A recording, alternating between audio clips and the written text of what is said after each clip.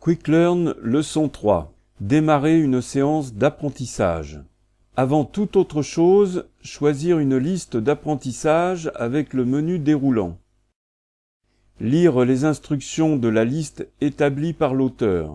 Elles peuvent contenir des informations utiles pour choisir les options.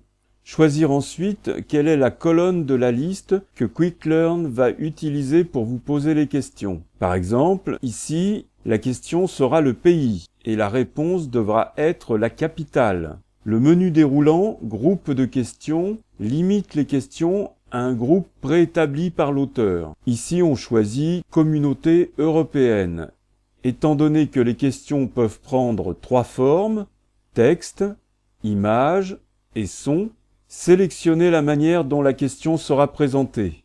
L'option « Dans l'ordre de la liste » est utile dans les cas où les questions ont un ordre comme les tables de multiplication ou les conjugaisons. Pour commencer une séance d'apprentissage, cliquez sur le bouton « Démarrer le questionnaire ». Maintenant, vous pouvez choisir les options des réponses. Cliquez sur le bouton « Options », vous avez alors 7 options possibles. Dans le cas général, on utilise « Donner les réponses possibles » et « Jouer les sons des réponses ». Les autres sont surtout utiles pour des tests de connaissances. La partie de gauche affiche la question. Il faut répondre dans cette zone texte en bas. Si vous ne connaissez pas la réponse, appuyez simplement sur « Entrée » ou cliquez sur « Passer la question ». La réponse s'affiche, à vous de la mémoriser. Appuyez encore sur « Entrée » ou « Question suivante ». Une nouvelle question s'affiche. Si vous connaissez la réponse, tapez-la.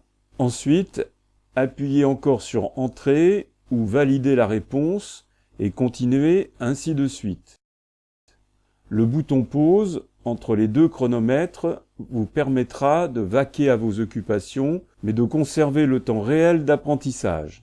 À la fin de votre séance, et avant d'arrêter le questionnaire, consultez vos résultats, ici. Votre score pour toute la liste et surtout l'avancement dans les questions pour savoir si vous avez vu l'ensemble des questions. Maintenant, vous pouvez cliquer sur « Arrêter le questionnaire ».